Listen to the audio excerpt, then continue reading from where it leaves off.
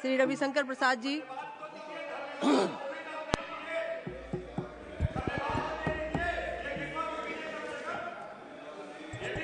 माननीय उपसभापति जी,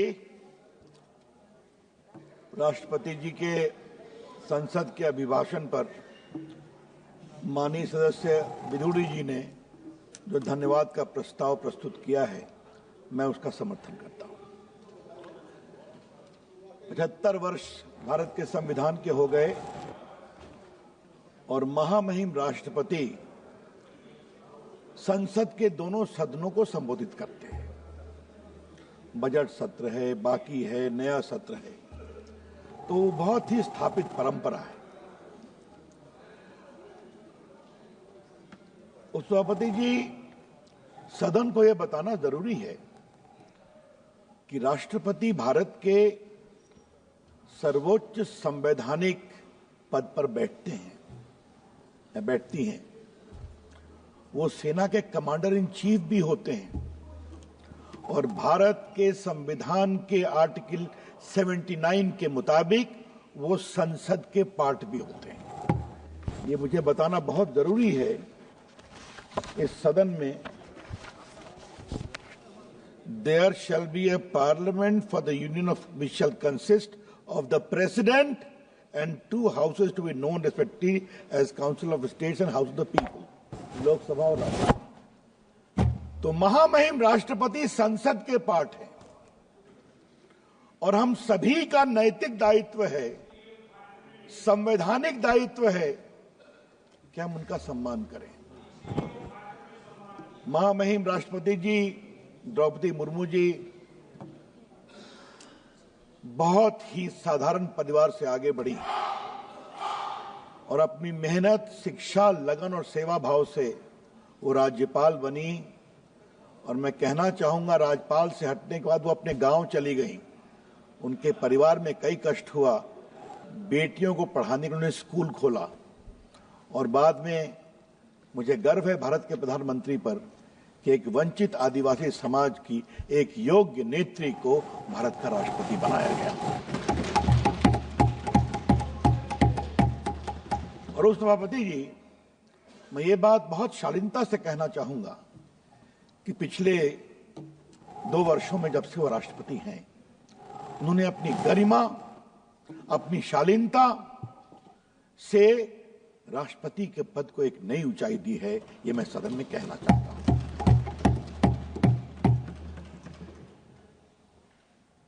राजनीति में उस सभापति जी विरोध होता है, हम अपनी बात कहेंगे, वो अपनी बात कहेंगे, लेकिन विरोध का कोई अस्तर होगा कि नहीं होगा? विरोध की कोई गरिमा होगी या नहीं होगी?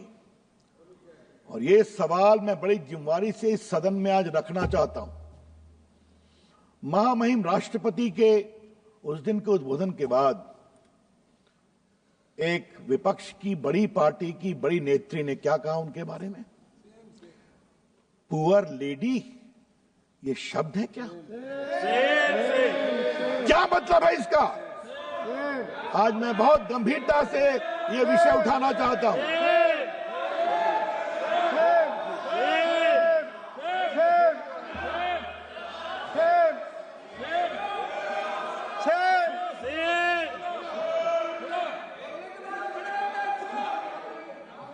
उपसभापति जी, मैंने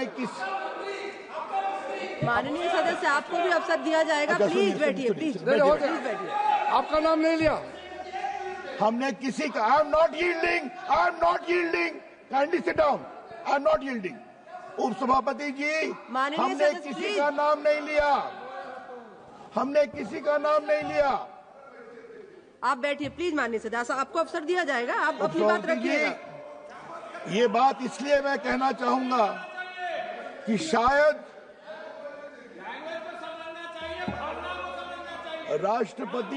राष्ट्रपति भवन के द्वारा बोला है तो सुनना सीखो। शायद पहली बार एक प्रेस रिलीज करके उसका प्रतिकार करना पड़ा और मैं वो पढ़ना चाहता हूं।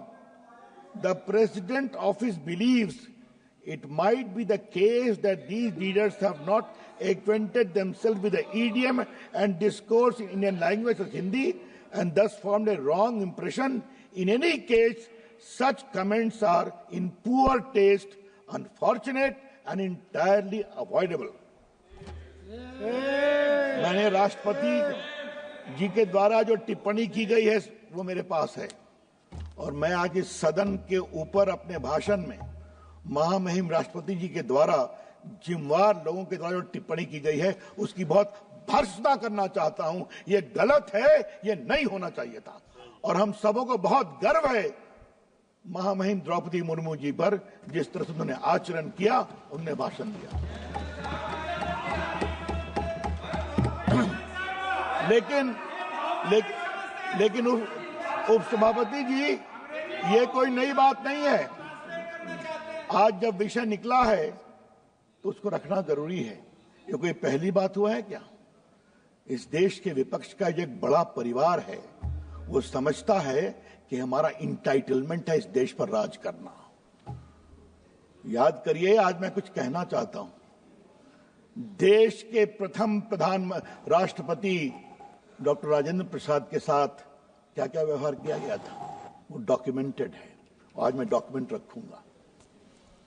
महान नेता थे वो देश के, मेरे अपने प्रांत बिहार से आते थे, और आज मैं सदन को बताना चाहता हूं, राजेंद्र प्रसाद साधारण परिवार से, छपरा के स्कूल से वो कलकत्ता बोर्ड में मैट्रिक में टॉप किए।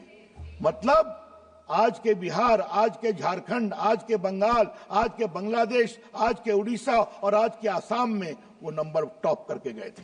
ये थे राजेंद्र प्रसाद। कलकत्ता यूनिवर्सिटी में भी एलएलबी में टॉप, बी ऑनर्स में टॉप, बहुत बड़े वकील बने। पटना हाई कोर्ट में वकालत किया कलकत्ता के बाद। मुझे बताया लोगों ने 1920 में गांधी जी के कॉल पर उन्होंने वकालत छोड़ी, 20,000 पर महीना उनकी वकालत थी, त्याग कर दिया, और बाद में जेल गए। और संविधान सभा के अध्यक्ष के रूप में जो उन्होंने काम किया, सब लोग कहते हैं संविधान बनाने में बड़ी महत्वपूर्ण भूमिका रही। पंडित जवाहरलाल नेहरू कभी उनको राष्ट्रपति नहीं बनाना चाहते थे। ये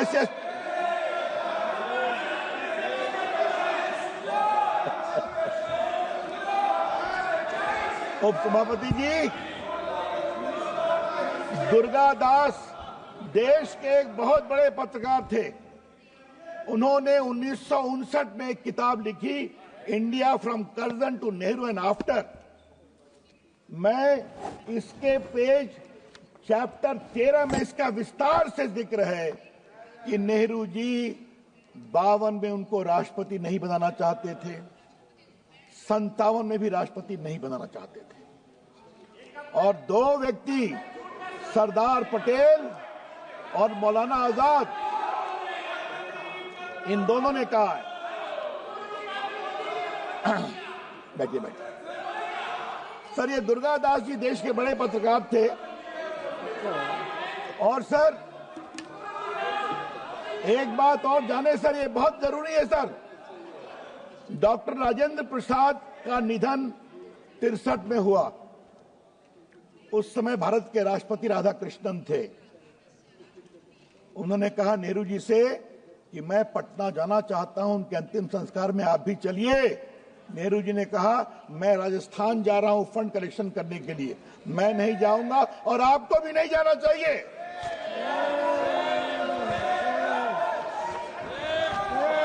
और सर ये मैं पढ़ रहा हूं इस किताब से, कोई छुपाने की बात नहीं है।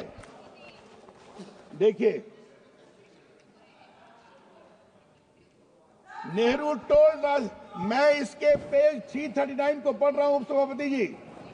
Nehru told Radhakrishnan that he was going to Rajasthan to collect money for Prime Minister Relief Fund and would not be able to attend the former president's funeral in Patna. He added, I do not see any reason for you to go.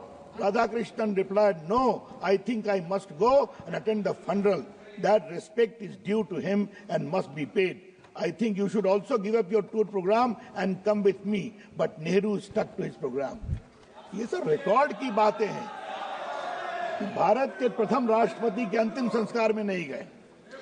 Sir आज जब बात चली है sir, तो इस किताब की एक और बात कोट करनी है और मैं सदन के सामने रखना चाहूंगा।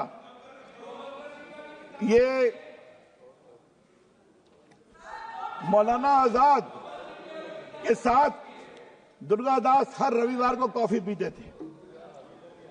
और सर, उन्होंने अपने मरने के 2 साल पहले एक बात कही थी, क्योंकि हर संडे को दुर्गादास उनसे मिलते थे। और क्या कहा था सर, मैं उसको आज रखना चाहता हूं।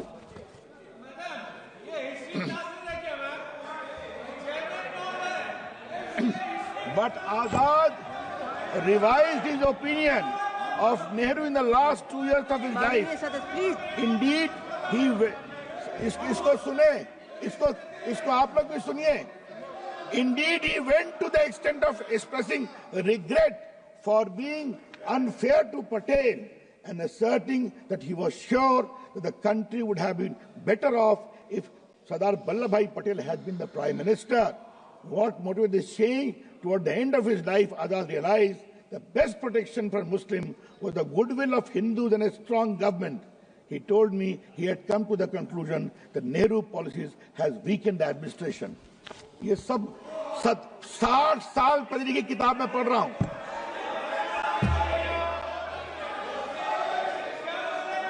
उपसभापति जी, सवाल सिर्फ डॉक्टर राजेंद्र प्रसाद का नहीं है। याद करिए, फखरुद्दीन अली अहमद थे भारत के राष्ट्रपति। इमरजेंसी लगाई गई थी, हम लोगों ने संघर्ष किया था और उनको बिना कैबिनेट के अप्रूवल के इमरजेंसी को साइन करवाया गया। ये राष्ट्रपति को सम्मान देते हैं ये लोग।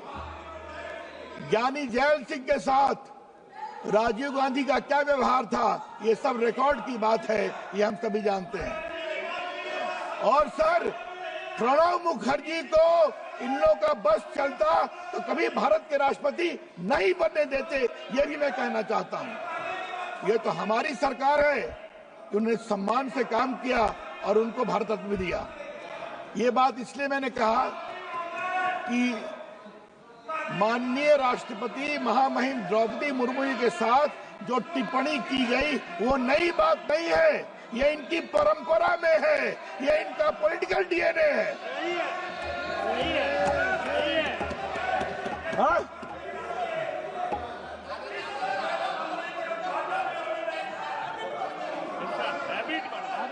सर, माननीय मित्रों ने साफ कहा, they have got a chronic habit to insult the राष्ट्रपति of India. Let me tell you, ये उनकी परंपरा बन गई है और मैं बहुत जिम्मेदारी से बोल रहा हूं। इसलिए मैं डॉक्टर राजेंद्र प्रसाद, राधा कृष्णन, फखरुद्दीन अली अहमद, जैल सिंह और प्रणब मुखर्जी और अब माननीय द्रौपदी मुर्मू जी, ये समझना बहुत जरूरी है। सर, एक दूसरी बात कहनी है। राष्ट्रपति जी ने अपने अभिभाषण में कहा है कि तीसरी बार जीतने पर सरकार के विकास की गति को एक नई ऊर्जा मिली है। वो पहली ही जीत पर परेशान थे 14 में, कैसे हम जीत गए। 19 में और परेशान हो गए, अब तीसरी बार जीत गए तो कहे कि साहब कमजोर हो गए। तो जनता ने जवाब दिया तो हरियाणा में कस के पिट गए। उसके बाद जनता को लगा नहीं, मोदी जी को और मजबूत करना है, तो महाराष्ट्र में और कस के पिट गए। अब 8 तारीख को दिल्ली की बारी है।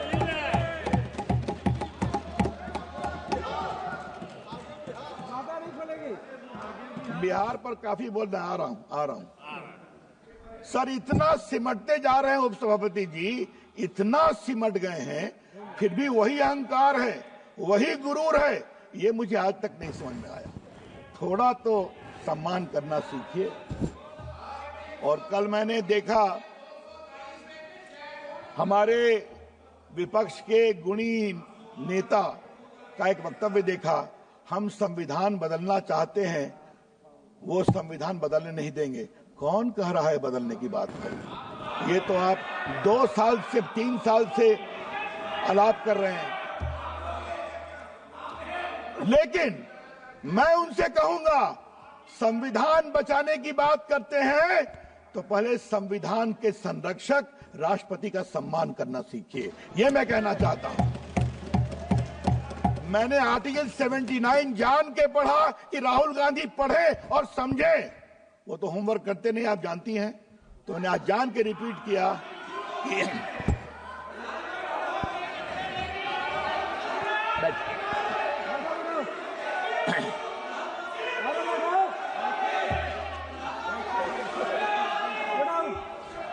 उपसभापति जी, तो एक नई ऊर्जा की बात माननीय राष्ट्रपति जी ने की है।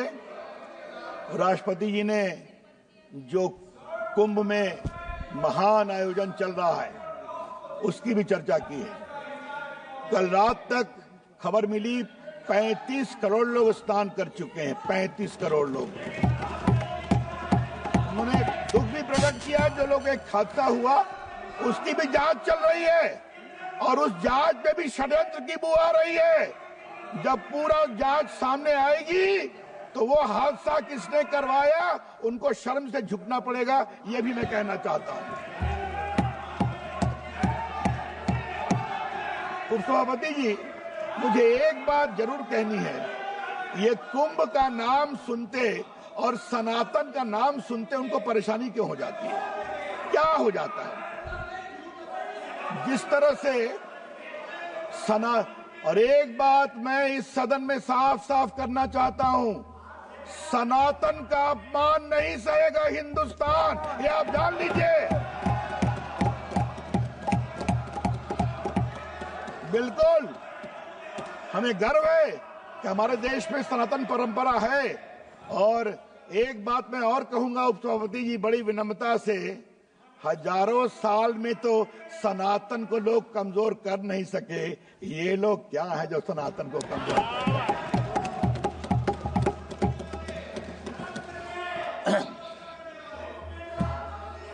उपसभापति जी, नई ऊर्जा की बात की है। माननीय राष्ट्रपति जी ने देश में बदलाव का भी संकेत दिया है। बदलाव कैसे होता है? कुछ लोग बदलाव की बात करते हैं और कुछ लोग बदलाव की बात नहीं करते, बदलाव को करके दिखाते हैं। ये अंतर है। उधर से कहा गया था ना, गरीबी हटाओ, बहुत बड़ा नारा चला था। क्या हुआ? और यहां पर अगर मोदी जी ने कहा कि मेरी सरकार गरीबों के लिए जिएगी, किसानों के लिए जिएगी, तो करके दिखाया। और राष्ट्रपति जी ने अपने अभिभाषण में उसकी चर्चा की है। 80 करोड़ लोगों को खाना मिल रहा है कि नहीं, कितने वर्षों से मिल रहा है। सैकड़ों की संख्या में शौचालय बने हैं कि नहीं। किसानों के अकाउंट में 41,000 करोड़ रुपया 11 करोड़ किसानों के अकाउंट में जाता है या नहीं जाता? जाता है। आज गांव की सड़कें बनी हैं या नहीं बनी हैं?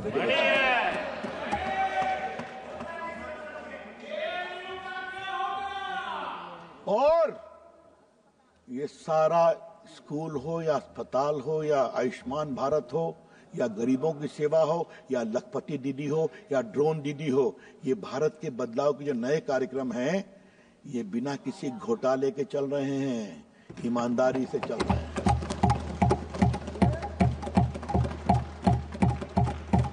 जब 14 में मोदी जी की सरकार आई थी, पहली बार, जिसका जिक्र माननीय राष्ट्रपति जी ने किया है, तो उस समय क्या था उपसभापति जी? मैं उस समय उस हाउस में था।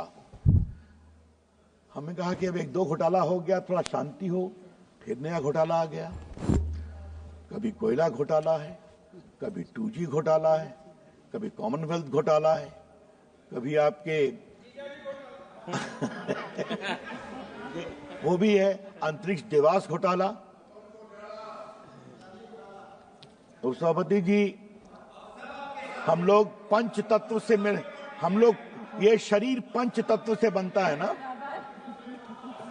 तो बाद में मालूम हुआ कि उनकी सरकार को यह बताया गया था कि पंच तत्व का सिद्धांत तब तक सफल नहीं होगा जब तक 5 तत्व में घोटाला नहीं करोगे।